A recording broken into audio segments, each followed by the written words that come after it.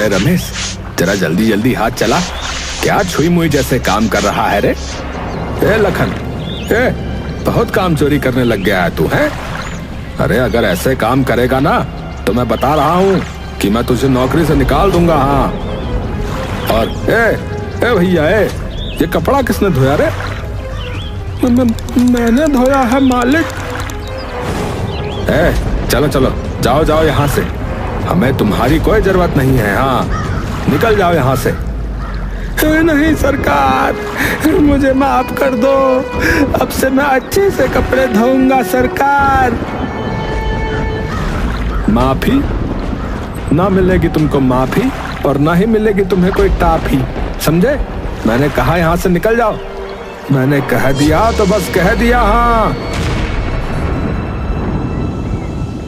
चंदू और रजत दोनों मंगलू को सोया देखकर हंसने लगे। अरे देख इस पगले को। मुझे तो लगता है ये फिर से अमीर बनने का सपना देख रहा है। हाँ, लेकिन कुछ भी कहो भाई, ये कपड़े बहुत अच्छे धोता है। चंदू एक मटके में पानी भर के मंगलू के ऊपर डाल देता है। अरे ये अचानक बारिश कहाँ से होने लगी भैया? बारिश नहीं, मैंने पानी फेंका है, पानी। तुम काम के समय पर सपने देख रहे थे ना, इसीलिए। अरे भाई, किसी महान इंसान ने कहा है कि कामयाबी की सबसे बड़ी निशानी जो है वो सपने देखना होता है, समझे? हाँ, जैसे एक बड़ा बंगला होगा, 3-4 नौकर होंगे जो ऐसे ही मेरे आगे पीछे घूमेंगे, और फिर मैं एक दिन इस धोबी घाट का सरदार बन जाऊंगा। हाँ, देखो सपने देखो। सपने देखने के कौन से पैसे लगते हैं रे? अरे चलो चलो भैया, मालिक ने आज की तनख्वाह लेने के लिए बुलाया, चलो चलो। सभी लोग लाइन से खड़े हो जाते हैं। ये तुम्हारी चेतन, ये तुम्हारी, और मंगलू, ये लो, ये रही तुम्हारी तनख्वाह। है? क्या बस इतने से मालिक? देखो भाई, बाकी सब लोग एक दिन में पूरे 50 जोड़ी कपड़े धोते हैं, और तुम सिर्फ 10 या 20 जोड़ी, तो उस हिसाब से तुम्हारे इतने ही बनेंगे ना। इसे सपने देखने से फुर्सत ही नहीं मिलती है तो ये कपड़े क्या खाक धोएगा। रात को घर पर, ये लो संगीता, आज की कमाई। बस इतने से पैसे? हाँ, सेठ ने बस इतने ही पैसे दिए और बाकी सबको मुझसे ज्यादा दिए। बहुत भेदभाव करते हैं मुझसे। अच्छा, तो तुमने पूछा नहीं सेठ से ऐसा क्यों करते हैं? अरे क्योंकि मैं सबसे कम कपड़े धोता हूँ ना, लेकिन पूरे धोबी घाट में सबसे अच्छे कपड़े मैं ही धोता हूँ, बता रहा हूँ। हाँ, तो तुमने कोई शेख चिल्लीगिरी की होगी, इसीलिए सेठ ने पैसे काटे होंगे। हाँ, समझ गया। तुम्हें भी नहीं है भरोसा मेरी काबिलियत पर, लेकिन तुम देखना, एक दिन तुम पूरे धोबी घाट की मालकिन रहोगी। हाँ, मालकिन। हाँ, बस मुझे तुम्हारी ऐसे ख्याली पुलाव पकाने की आदत नहीं। और हाँ, मैं तो कहती हूँ कि सुधार लो अपनी काम चोरी की आदत। अरे समझ गया, मत करो भरोसा मुझ पर। हे भगवान, क्या करूँ इस आदमी का, इसे खुद नहीं पता कि ये क्या है। कुछ दिनों तक ऐसे ही चलता रहता है।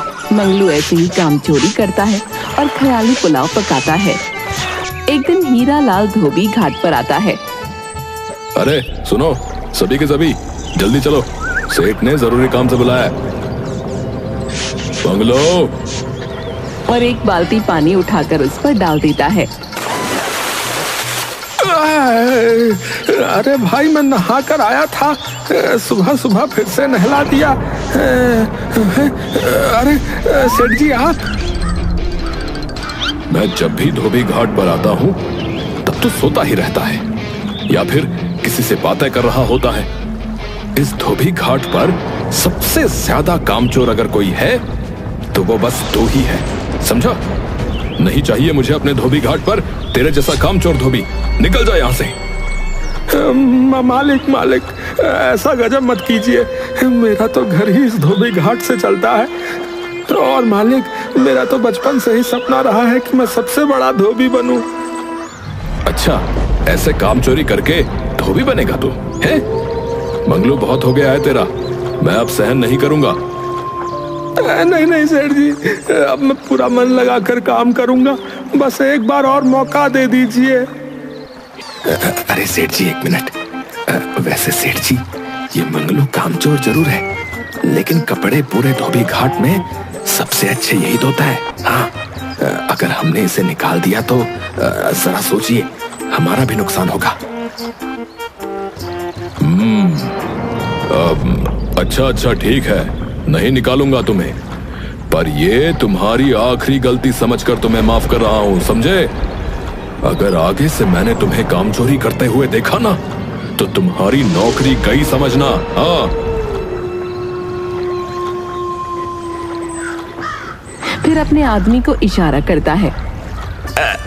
हाँ जी। अरे सुनो सुनो धोबी भाइयों, तुम सबके लिए ना एक अच्छी खबर है, सभी ये बात ध्यान से सुनो।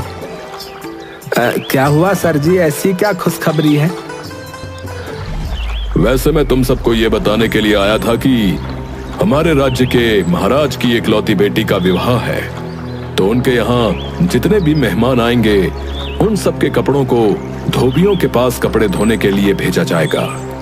तो तुम सब तैयार रहना, और हाँ, कल से तुम्हारी तैयारी शुरू होगी।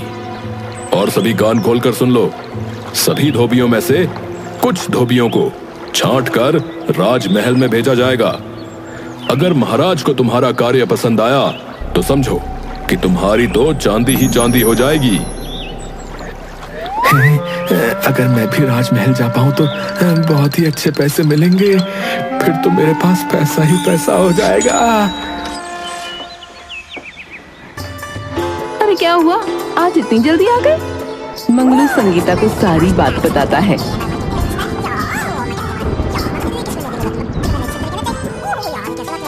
क्या इसका मतलब जिसे भी राजमहल में ले जाया जाएगा तो राजा उसे इनाम में कुछ भी दे सकते हैं? मुझे नहीं पता, आप भी महल में जाना। हाँ, और खबरदार, अगर कोई कामचोरी वाली हरकत की तो मुझसे बुरा कोई नहीं होगा। अब देखते हैं सेठ किस किस को ले जाते हैं। अभी तो 10 दिन के लिए हमें काम सिखाया जाएगा, बता रहे। मंगलू और बाकी के सभी धोबी घर से धोबी घाट के लिए निकल जाते हैं। अब से 10 दिन तक मैं तुम्हारे हर कार्य का मुआयना करूंगा, समझे? सेठ के एक इशारे पर एक आदमी बहुत सारे कपड़े हर किसी को ले जाकर दे देता है। विवाह में बहुत सारे लोग आएंगे और बहुत सारे मेहमान होंगे और उनके हर तरह के कपड़े रहेंगे। तो ये तुम सब के कपड़े हैं, इन्हें आज के आज तुम्हें धोना है। और हाँ, याद रखना, एक भी कपड़ा फटना नहीं चाहिए और ना ही खराब होना चाहिए। जो भी कपड़े बहुत अच्छे से धोएगा उसे ही हम राजमहल लेकर जाएंगे। कान खोलकर सुन लो सब। सभी धोबी जल्दी जल्दी काम करने की कोशिश और अच्छे से कपड़े धोते हैं। मैं क्या कहता हूँ, इस पूरे धोबी घाट में सेठ जी सबसे ज्यादा हम दोनों को पसंद करते हैं, तो हम दोनों को ही राजमहल लेकर जाएंगे। लेकिन हमें ये भी देखना है कि उस मंगलू को राजमहल में ना ले जाए। अरे अरे उसकी तो तुम फिक्र मत करो, हैं? क्योंकि इतना बड़ा कामचोर है मंगलू, इतना बड़ा कामचोर है कि वो काम करते करते ही सो जाएगा। और या फिर वो किसी से बतियाने लगेगा, और ये भी नहीं तो वो सपने देखने में ही व्यस्त हो जाएगा, है ना? समझ गए ना? अरे पर उसे देख तो सही जरा, कितना मन लगाकर कपड़े धो रहा है और एक एक कपड़ा बिल्कुल चकाचक करके निकाल रहा है। देख जरा, देख। अरे रजत भाई, फिक्र क्यों करते हो? देखो मैं क्या करता हूँ, देखो। अरे वाह वाह मंगलू भैया, हैं? तुम तो बहुत अच्छे से कपड़े धो रहे हो। लगता है तुम्हें राजमहल जाने की सबसे ज्यादा जल्दी है। पता चल गया मुझे। अरे नहीं नहीं, मैं तो बस अपना काम कर रहा हूँ भैया। वो क्या है ना कि अगर नहीं किया तो सेठ नौकरी से निकाल देंगे। अरे लेकिन सोच, जरा सोच मंगलू, सोच। अगर तू राजमहल गया तो तू हम सबसे बड़ा धोबी बन सकता है। हाँ, और तेरा बचपन का सपना भी तो पूरा हो जाएगा ना, समझा मित्र? और जब मैं सबसे बड़ा धोबी बन जाऊंगा ना, तो तुम सबको अपनी जो है उंगली पर नचाऊंगा। हाँ। और बैठे बैठे अपने अच्छे और बड़े धोबी बनने के सपने देखने लगता है और काम को बीच में ही छोड़ देता है। अब ये तो पक्का है कि ये राजमहल कभी नहीं जा पाएगा। हाँ, सच में ये तो कभी नहीं जा पाएगा।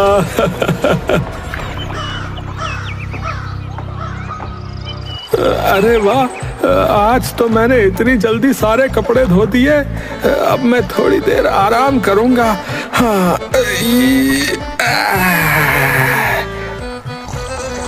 अरे भाई देख, ये मंगलू तो अपने पैर पर स्वयं कुल्हाड़ी मार रहा है भैया।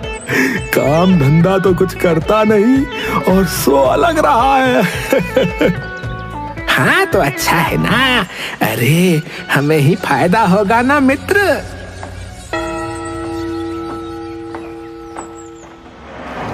सब लोग ध्यान से सुनो। तुम सब धोबियों में से राजमहल में सिर्फ 10 धोबियों को ले जाया जाएगा। रमेश, रजत, चंदू, मंगलू। मंगलू का नाम सुनते ही चंदू और रजत दोनों हैरान हो जाते हैं। अरे इस मंगलू को क्यों सेठ जी, ये तो दिन भर कामचोरी करता रहता है। हाँ, सोया रहता था, लेकिन सारे कपड़े धोने के बाद वो तुम सबसे ज्यादा जल्दी कपड़े धो लेता था, इसीलिए उसे हम राजमहल ले जा रहे हैं। संगीता, कुछ दिनों के लिए मेरे कपड़े बांध दो, मुझे भी राजमहल ले जाया जा रहा है भाई। अरे वाह, आप भी राजमहल में जाओगे? ये तो बहुत अच्छी बात है। मैं अभी आपके कपड़े बांध देती हूँ। अगले दिन सभी राजमहल जाने के लिए तैयार हो जाते हैं। सभी लोग बहुत खुश होते हैं, लेकिन रजत और चंदू दोनों मंगलू को देखकर दुखी थे। रजत भाई, इस मंगलू का क्या किया जाए है?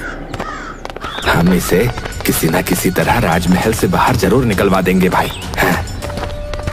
राजमहल में सभी धोबियों के लिए कमरों की व्यवस्था की जाती है। ये देखो, इस स्थान पर तुम सभी धोबियों को अपने कपड़े धोने हैं। और हाँ, ध्यान रखना, हर एक कपड़ा अच्छे से साफ होना चाहिए और कहीं से वो मैला फटा नहीं होना चाहिए। सभी धोबी हाँ में सिर हिलाते हैं। तुम सबको कल से कार्य मिलेगा। कल से विवाह प्रारंभ हो जाएगा। और हाँ, राजकुमारी के ससुराल वालों के कपड़े अधिक ध्यान से धोने हैं, समझे? अगले दिन सभी को कपड़े दिए जाते हैं। एक सिपाही कपड़े लिए पहुंच जाता है।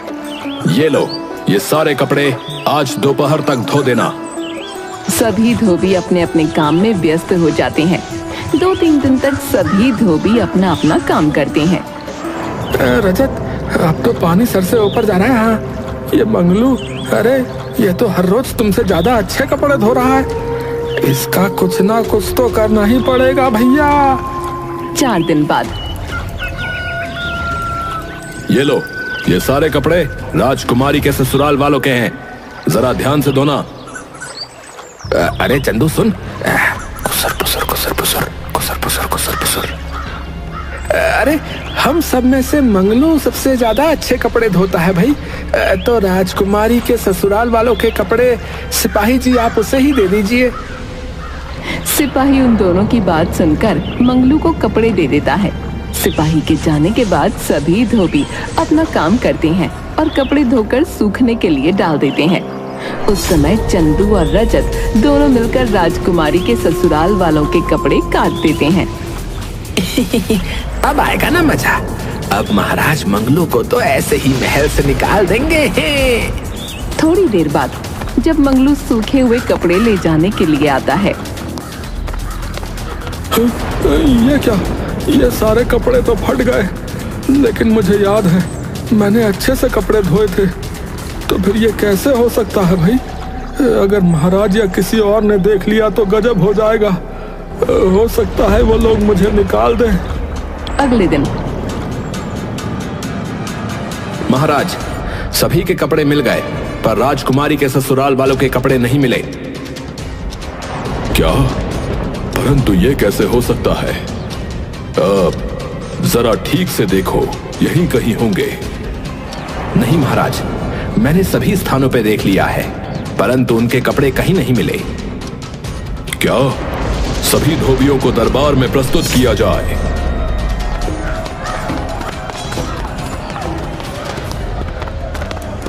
बताओ, राजकुमारी के ससुराल वालों के वस्त्र कहाँ हैं? हमें नहीं पता सरकार। हाँ सरकार, हमें नहीं पता। वैसे वो कपड़े तो मंगलू ने धोए थे। मंगलू? कौन मंगलू? लेकिन महाराज, वो तो हमें सुबह से नहीं दिखा।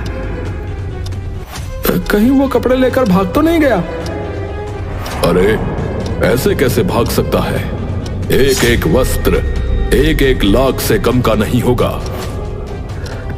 हो सकता है उसके मन में लालच आ गया हो महाराज, और वो वस्त्रों को लेकर बाजार में बेचने के लिए निकल गया हो। हाँ, वैसे हो तो सकता है, क्योंकि वो सदा से बड़ा व्यक्ति बनने का स्वप्न देखा करता था।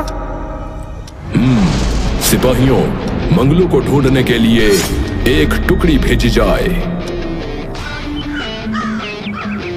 शाम हो जाती है और पूरे महल में राजकुमारी के ससुराल वालों के कपड़े चोरी होने की बात फैल जाती है। क्या हमारे कपड़े चोरी हो गए? लेकिन ये कैसे हो सकता है? महाराज, क्या यही व्यवस्था है आपकी? ये कैसे धोबी बुलवाए हैं आपने? हमने उस धोबी को ढूंढने के लिए एक टुकड़ी भेजी है। आप चिंता मत कीजिए, आपके वस्त्र मिल जाएंगे।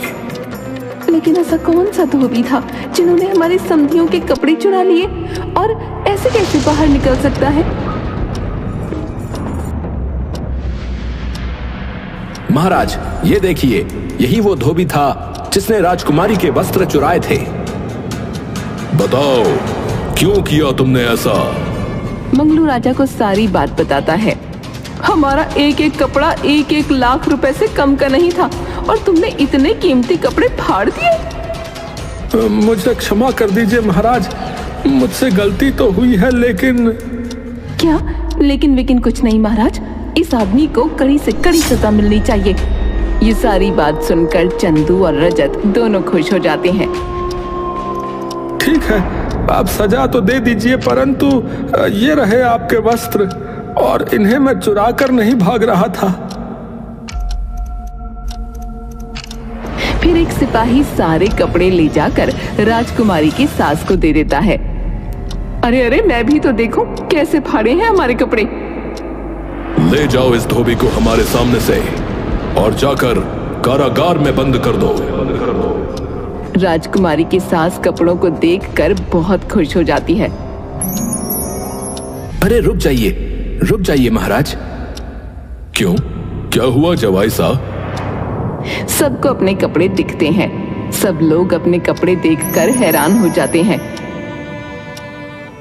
कल वस्त्र फट गए थे तो मैं बस इन वस्त्रों को अपने घर लेकर गया था, ताकि मेरी पत्नी इन वस्त्रों पर कढ़ाई कर दे और हमारे राज्य की और आपकी शान बनी रहे। महाराज, इस धोबी को छोड़ दीजिए, हमें ये कारीगरी बहुत पसंद आई, और ये कपड़े तो पहले से भी बहुत सुंदर लग रहे हैं। क्या सच में आपको इसकी कारीगरी बहुत पसंद आई? हाँ महाराज, हमें इनकी कारीगरी अत्यंत पसंद आई। मंगलू, तुम अपनी पत्नी से जाकर कह दो कि वो स्वयं अपने हाथों से हमारे अतिथियों के लिए वस्त्र बनाए, और तुमने जो हमारे राज्य का मान बढ़ाया है उसके लिए हम तुम्हें हमारे राजमहल का शाही धोबी नियुक्त करते हैं। मंगलू राजा के हाथ जोड़ लेता है। रजत और चंदू एक दूसरे की तरफ देखते रह जाते हैं।